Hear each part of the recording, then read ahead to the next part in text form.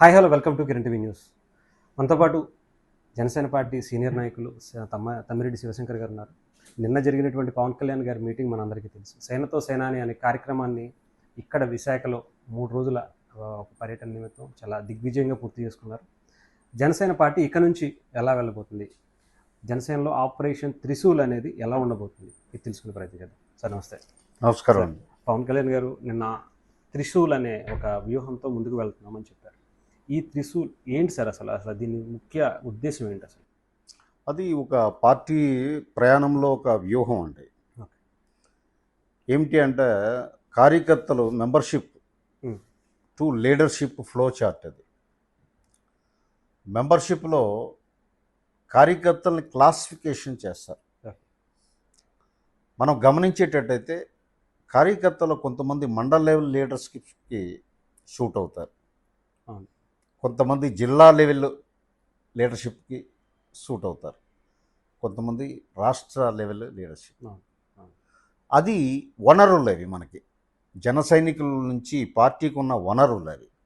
ఆ వనరులని సద్వినియోగం చేసుకొని త్రిశూల వ్యూహంతో వాళ్ళ లీడర్షిప్ పెంపొందించాలన్నది పవన్ కళ్యాణ్ గారి ఆలోచన. అంటే కార్యకర్తలు పార్టీకి సేవ చేయాలనే ఉద్దేశం కాకుండా అందులోంచే నాయకత్వాన్ని తీసుకురావాలన్నటువంటిది వారి ఆలోచన. అదే నిన్న ఈ సభ సాక్షిగా ఆయన ఆ వ్యూహాన్ని వెల్లడించారు. అంటే మొదటి నుంచి కూడా పవన్ కళ్యాణ్ గారు శత్రువులకి ముందే ఆయన ఏం చేస్తారు అనేది చెప్పుకుంటూ వచ్చేస్తారు. నేను 2014లో కాంగ్రెస్ హటావని చెప్పిన, 2019లో కుంభస్థలం కొట్టాలన్నా, లేదంటే మొన్న జగన్ని తొక్కేస్తానని చెప్పిన, ఇప్పుడు కూడా మనం ఏం చేయబోతున్నాం అనేది చెప్పుకుంటూనే వెళ్తున్నారు. అంటే రాజకీయాల్లో ఇది ఒక కొత్త ఒరవడి కింద కనిపిస్తుంది. ఖచ్చితంగా అండి. రాజకీయాలు ఏంటంటే రహస్యంగా పనిచేసే విధానాన్ని పవన్ కళ్యాణ్ గారు ఎప్పుడూ లేదు. ఆయన ఎప్పుడు కూడా ప్రజల సమక్షంలో మీటింగ్ పెడతారు. ప్రజలకి, జన సైనికులకి, వీర మహిళలకి, నాయకులకి అందరికీ కూడా ప్రజల సమక్షాన్ని చెప్తారు ఆయన ఆలోచన విధానాన్ని. అంటే ఆయన ఎప్పుడు అకౌంటబిలిటీ అండ్ ట్రాన్స్పరెన్సీ రెండు రాజకీయాలు ఉండాలని అంటుంటారు. సో చెప్పడంతో పాటు ఆయన అమలు చేస్తుంటారు. ఆ విధానంలో భాగంగానే ఆయన పార్టీ భవిష్యత్తు ఎలా ఉండబోతుంది, మీరు అన్నది కరెక్ట్. చాలా రాజకీయ పార్టీలు ఏంటి ఇన్నర్గా డిస్కస్ చేసుకుంటారు, బయటికి ఏం చెప్పరు. మా వ్యూహాలు డిస్కస్ మాకుంటాయి అంటారు. అలా కాకుండా పవన్ కళ్యాణ్ గారు ఈ రాజకీయ పార్టీ పెట్టిందే నూతన రాజకీయ ప్రక్రియని తెరలేపారు. ఆంధ్ర రాష్ట్రంలో ట్రాన్స్పరెన్సీ, అకౌంటబిలిటీ ఉండాలి, జవాబుదారీతనం ఉండాలి పార్టీకి కానీ నాయకులకు కానీ ఎవరికైనా సరే. దానికి అనుగుణంగానే ఆయన ముందుకెళ్తున్నారు. ఆయన వ్యూహాలన్నీ కూడా చెప్పడం జరుగుతుంది. అంటే చాలామంది ఇప్పుడు కొంతమంది వైఎస్ఆర్సీపీకి సంబంధించి నిన్న పవన్ కళ్యాణ్ గారు స్పీచ్ చూసిన తర్వాత పవన్ కళ్యాణ్ గారు ఇంకా సీఎం అవ్వడానికి ఆయన ఇంకా రెడీగా లేరు, ఆయన ఇంకా ఎవరి కిందో పని చేయడానికే ఉన్నారు. ఈవెన్ అంబటి రాంబాబు గారు కూడా ఆయన రాజు అయ్యే పరిస్థితి ఆయనకి అవసరం లేదన్నట్టుగానే ఇంకా కొంతమంది నాయకులు తయారు చేస్తానంటున్నారు తప్ప సీఎం సీటుకు వస్తానన్న అభిప్రాయం కనపరచట్లేదు అని చెప్తున్నారు. అంటే మీకు అర్థం చేసుకునే విధానం బట్టి ఉంటుందండి. ఇప్పుడు అంబటి రాంబాబు గారు ఈ మధ్యని ఆయన నాడీ శాస్త్రం ఏం చదివాడేటో కానీ జ్యోతిష్యం చెప్తున్నాడు ఆయన. ఎందుకంటే వైట్ హెయిర్ ఒకటి పెట్టుకున్నాడు. రాజకీయ నాయకుడి దగ్గర నుంచి జ్యోతిష్యుడి కింద మారాడు ఆయన. నెంబర్ 1. రెండోది, మనకి ఈ సామెత ఉంటుంది, కందకలేని దురద కత్తిపేటకి ఎందుకు అని. పవన్ కళ్యాణ్ గారు తను ఏం అవ్వాలనుకుంటున్నారు, ఈ రాష్ట్రానికి ఏ రకమైనటువంటి సేవలు అందించాలనుకుంటున్నారో క్లారిటీతో ఉన్నారు. సీఎం అవ్వాలని లేదు అని వీళ్ళు మాట్లాడడం అన్నది అది రాజకీయ పరిణితి లేని మాటలవి. వైసీపీలో ఏంటంటే ఒక విశృంఖల రాజకీయ తత్వం ఉంది. ఎప్పుడూ కూడా ఎదుటి నాయకుడిని తక్కువ చేసి నేను ఎదగాలని కోరుకునే పార్టీలు భారతదేశంలో ఏదైనా ఉందంటే అది వైసీపీ, ఆ నాయకులు. ఇప్పుడు నిన్న పవన్ కళ్యాణ్ గారు మాట్లాడిన దానికి అర్థం కాకపోతే మరొకసారి నన్ను అడిగినా నేను చెప్తాను, వివరణ ఇస్తాను. మీ ఇంటర్వ్యూ చూసినా రాంబాబు గారికి కూడా మీరు పంపించండి ఇంటర్వ్యూలో, వారికి కూడా అర్థమవుతుంది పవన్ కళ్యాణ్ గారి ఆలోచన విధానం ఏమిటి అనేది. అది వాళ్ళకి అర్థం కాక మాట్లాడుతున్న మాటలే తప్ప అందులో ఏమాత్రం కంటెంట్ లేదు. అంటే నిన్న పవన్ కళ్యాణ్ గారు చెప్పింది ఏంటంటే, నాకు ముఖ్యంగా అధికారం కావచ్చు లేదా ఇంకొకటి కావచ్చు, ఇది ముఖ్యం కాదు, ఈ కొత్త తరం నాయకుల్ని నేను తయారు చేసుకోవాలి. కొత్త వాళ్ళని ఎవరెవరినో మిగతా పార్టీల్లోంచి తీసుకోవడం కన్నా ఒక బలమైనటువంటి వ్యక్తులు అంటే ఆయన లాంటి వ్యక్తుల్ని కోసం ఇంకా బలంగా తయారు చేయడం కోసం నిన్న చూపించిన కొంతమంది వ్యక్తులు, కొంతమంది మాట్లాడిన వాళ్ళ భావజాలను బట్టి ఇంకా ఈ పార్టీకి సంబంధించి అంటే బయట నుంచి కాదు లోపలే తయారు చేసుకునే అవకాశం ఉందంటారు సార్ ఇంకా? అంటే ఇక్కడ ఏమవుతుందంటే అసలు బేసికల్గా మీరు పవన్ కళ్యాణ్ గారు పార్టీ విధానంలో మీరు గమనించినట్లయితే 2019 ఎలక్షన్స్లో కానీ తర్వాత ఈ ప్రయాణం సాగిస్తున్న తరంలో కానీ ఎంతోమంది కొత్త నాయకులు వచ్చారు. అవును, అవును. సమాజానికి సేవ చేయాలన్న తపన ఉండాలన్న నాయకుడికి. మిగతా పార్టీల్లో ఈ ఈ స్టేజ్ లేదు. అవును. మిగతా అన్ని రాజకీయ పార్టీల్లో కార్యకర్త నాయకుడు అవగలడా? అవలేడు. ధన రాజకీయాలు, వారసత్వ రాజకీయాలు, పెట్టుబడి రాజకీయాలు మిగతా అన్ని పార్టీల్లో ఉన్నది. కానీ జనసేనలో సామాన్యుని సేన ఇది, మన సేన, జనసేన అని ఆయన ఫస్ట్ పార్టీ ఫార్మ్ చేసేటప్పుడే మాట్లాడిన 3 డైలాగులు ఉన్నాయి. దానికి అనుగుణంగా ఈరోజు వెళ్తున్నారు ఆయన. ఎంతోమంది కుర్రవాళ్ళు నాయకులుగా రూపాంతరం చెందుతున్నారు. ఇప్పుడు నేను ఒక్కడనే నాయకుడిని ఎదగాలని కాదు, నాతో పాటు కొన్ని వందల మంది నాయకుల్ని తయారు చేయాలి. దేనికోసం? సామాజిక అభివృద్ధి కోసం, సామాజిక పరివర్తన కోసం. అంబేద్కర్ గారి కళ్ళకన్న పొలిటికల్ పవర్ ఏదుందో దాన్ని సాకారం చేయడానికి ఆయన ప్రారంభించిన ప్రక్రియ అండి ఇది. అంటే మీరు అన్నట్టు పవన్ కళ్యాణ్ గారు అప్పుడు తీసుకున్న నినాదంలో ఇది జనసేన, ఇది భారత సేన, భారతీయ సేన అని చెప్పి అప్పట్లో చెప్పారు. ఇప్పుడు నిన్న స్టేజ్ మీద అటు కర్ణాటక నుంచి, ఇటు తమిళనాడు నుంచి, ఇక్కడ ఒడిస్సా నుంచి చాలామంది వచ్చి పవన్ కళ్యాణ్ గారిని అక్కడ ఇక్కడ మెంబర్షిప్స్ పెట్టండి, మేము కూడా ఇక్కడ కంటెస్ట్ చేయండి అని చెప్పి. అంటే ఏమన్నా ఉందా సార్ ముందు, ముఖ్యంగా సౌత్కి సంబంధించినటువంటి స్టేట్స్లో కావచ్చు, లేదంటే జాతీయంగా వెళ్ళే అవకాశం ఏమన్నా కనిపిస్తే? రేపు తమిళనాడులో ఎలక్షన్స్ కూడా వస్తున్నాయి. అంటే ఖచ్చితంగా అండి. యాక్చువల్గా మీకు తమిళనాడులో పార్టీ చాలా బలంగా ఉంది. ఎందుకంటే నేను తమిళనాడులో గతంలో ఒక 2 మీటింగ్లు నేను అక్కడ వెళ్ళి అంటే సోషల్ గ్యాదరింగ్లో నేను అడ్రస్ చేస్తే వాళ్ళందరూ ఒక డిమాండ్ ఉంది తమిళనాడులో, జనసేన ఇక్కడ పెట్టాలని. విజయకాంత్ పార్టీ ఎప్పుడైతే ఫేడ్ అవుట్ అయిందో ఆ వ్యాక్యూమ్ అంతా జనసేన కోసం ఎదురు చూస్తుంది తమిళనాడు. ఓకే, ఇది ఫ్యాక్ట్. అయినా పవన్ కళ్యాణ్ గారు చూద్దామని చెప్పేసి దాన్ని పోస్ట్ పోన్ చేస్తూ వచ్చారు. చాలా సంతోషం వేసింది నిన్న వాళ్ళు రావడం, వాళ్ళకి కూడా స్వాగతం పలకడం. వేరే రాష్ట్రాల్లో విస్తరిస్తుంది పార్టీ, విస్తరించడానికి అవకాశాలు చాలా మెండుగా ఉన్నాయి.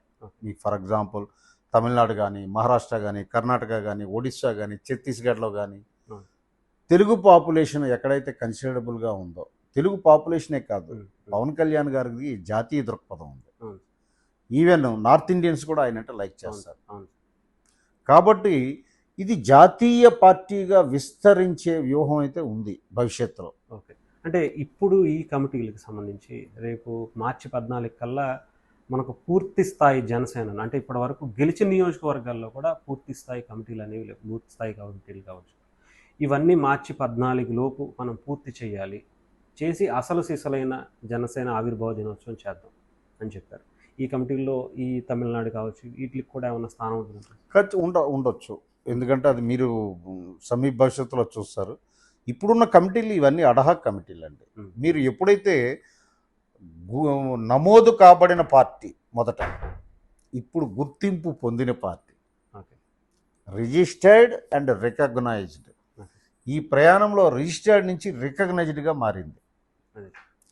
ఈ మారాక రికగ్నైజ్డ్ పార్టీలో ఎన్నికలు జరగాలి. మొన్నటి వరకు రిజిస్టర్డ్ పార్టీగా ఉండడం వల్ల ఏంటంటే అడహాక్ కమిటీలు చెల్లింది. ఇప్పుడు జాగ్రత్తలు తీసుకొని ఈ జాగ్రత్తలో భాగంగా మీకు అన్ని రంగాల్లో కూడా కమిటీలు వేసి మంచి మండల స్థాయి నుంచి కూడా ఆయన ప్రత్యక్షంగా నేను చూస్తానన్నారు. అవును సార్, అవును, నేనే మానిటరింగ్ చేస్తున్నారు. అది చాలా మంచి పరిణామం. సో సిసలైన నాయకత్వం వస్తుంది మండల లెవెల్ నుంచి. నాయకత్వం బలోపేతం అయితే అక్కడ జన సైనికులు కూడా హ్యాపీగా ఉంటారు. పార్టీ చాలా బలోపేతం అవుతుంది.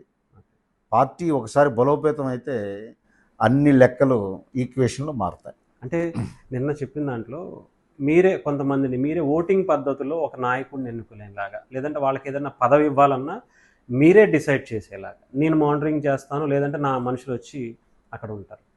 ఇలాంటి ఒక కొత్త పద్ధతిని, అంటే ఎప్పుడు కూడా రాజకీయ పార్టీలన్నీ వాళ్ళ పైనుంచి డెసిషన్ తీసుకుంటారు, కింద అమలైపోతూ ఉంటాయి.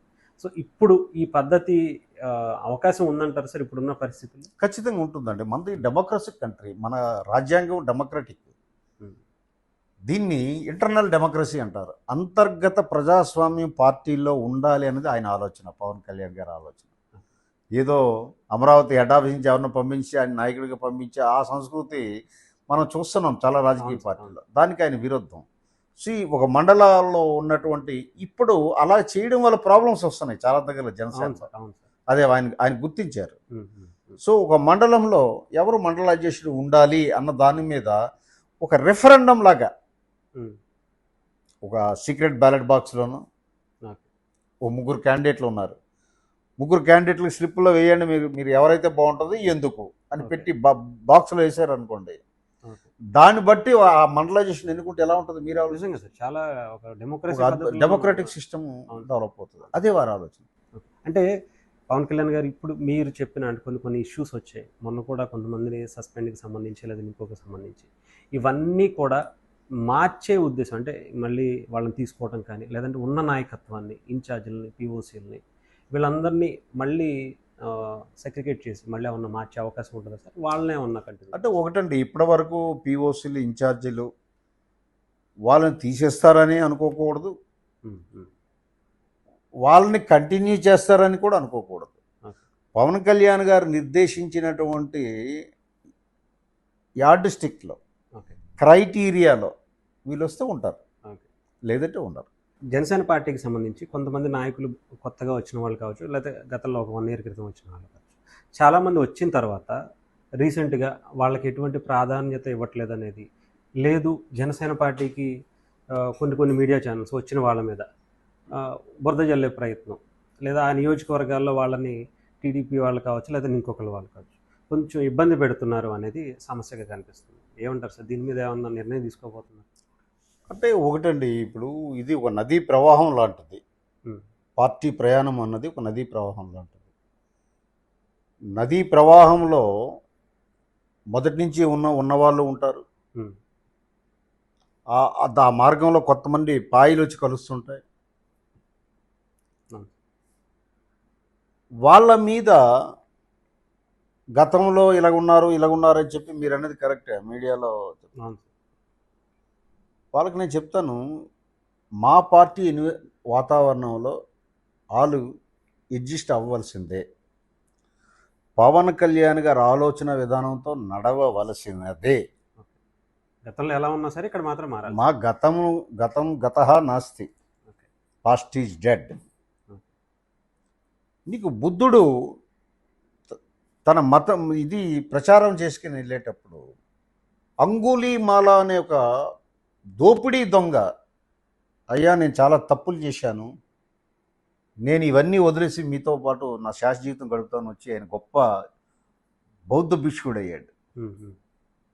ఒక వేశ్యవృత్తి వదిలేసి నేను మీతో సాధ్వినిగా నేను నా జీవితాంతం బతుకుతానన్నాడు. భారతదేశ చరిత్రలో ఇన్ని ఉదాహరణలు ఉన్నాయి. ఇవి అర్థం కాదా? వీళ్ళు చదవరా, తెలుసుకోరా? ఈ మీడియా ఛానల్స్లో ఎవరైతే వాళ్ళని దాడి చేస్తున్నారో, రాజకీయ పార్టీలు ఎవరైతే దాడి చేస్తున్నారో వీళ్ళందరూ కూడా ఆయన వ్యక్తిత్వాన్ని, ఆయన భావజాలాన్ని, ఆయన సిద్ధాంతాన్ని ఆకర్షణలతో వచ్చినవారు. తప్పు చేస్తే మా పార్టీని కూడా ఆయన క్షమించడం, మా పార్టీ నాయకుని కూడా. ఆ తత్వం కాదు పవన్ కళ్యాణ్ గారిది. అవన్నీ తెలిసే వచ్చారు. ఇదంతా ఏమిటంటే అభద్రతా భావం. ఎక్కడ జనసేన బలపడిపోతుంది ఏమో, జనసేన బలపడితే అన్ని పార్టీలకి నష్టమే. అది స్పష్టంగా వాళ్ళ మైండ్లో హిడెన్ ఎజెండాతో మాట్లాడిన అవాకులు చవాకులే తప్ప ఇందులో వాస్తవం ఎంత మాత్రం లేదు. అంటే ఇప్పుడు వచ్చినటువంటి టీడీపీ జనసేనకి మధ్యన చిన్న ఇష్యూస్ ఏవైతే ఉన్నాయో నియోజకవర్గాల్లో కావచ్చు, అటు జనసేన గెలిచినా లేదా టీడీపీ గెలిచిన నియోజకవర్గాలు, ఇవన్నీ ఏమన్నా టీడీపీతో కలిసి కూర్చుని చర్చించే అవకాశాలు ఏమన్నా ఉన్నాయా సార్ పవన్ కళ్యాణ్ గారికి? అంటే ఒకటండి, కూటమి నిన్న మీటింగ్లో కూడా పవన్ కళ్యాణ్ గారు చెప్పడం జరిగింది, సమస్యలు ఉన్నాయి, ఆయన కూడా ఒప్పుకున్నారు. అవన్నీ మేము మా లెవెల్లో మాట్లాడి సార్ట్అవుట్ చేస్తాం. మనకిప్పుడు ఆంధ్రప్రదేశ్ ఇప్పుడిప్పుడే గట్టెక్కుతుంది. అవును. ఎప్పుడు కూడా ఆయన ఏంటంటే మన ఆంధ్రప్రదేశ్ పరిస్థితి ఆయన్ని ప్రభావితం చేస్తుంది. అవును. ఎందుకంటే ఇక్కడ డెవలప్మెంట్ అవ్వాలి, ఇక్కడ ఇండస్ట్రియల్ డెవలప్మెంట్ అవ్వాలి, ఎకనామిక్ డెవలప్మెంట్ అవ్వాలి, అగ్రికల్చర్ డెవలప్మెంట్ అవ్వాలి, యువత వలసలు వెళ్ళకూడదు, అందరూ ఇక్కడే సెటిల్ అవ్వాలి, ఎంటర్‌ప్రెన్యూర్స్‌గా మారాలి, పారిశ్రామికవేత్తలుగా మారాలి అని చెప్పేసి ఆయన ఆలోచన అటువైపే తిరుగుతుంది. కాబట్టి ఇలాంటి చిన్న చిన్నవి ఇవి ఏంటంటే చిన్న చిన్న ఇష్యూస్, దీన్ని మీరు పెద్దగా పట్టించుకోకండి, అది నేను చూసుకుంటానని ఒక భరోసా ఇవ్వడంతో మా జన సైనికులందరూ కూడా మంచి నమ్మకం ఏర్పడింది. Right. Thank you sir. Thank you.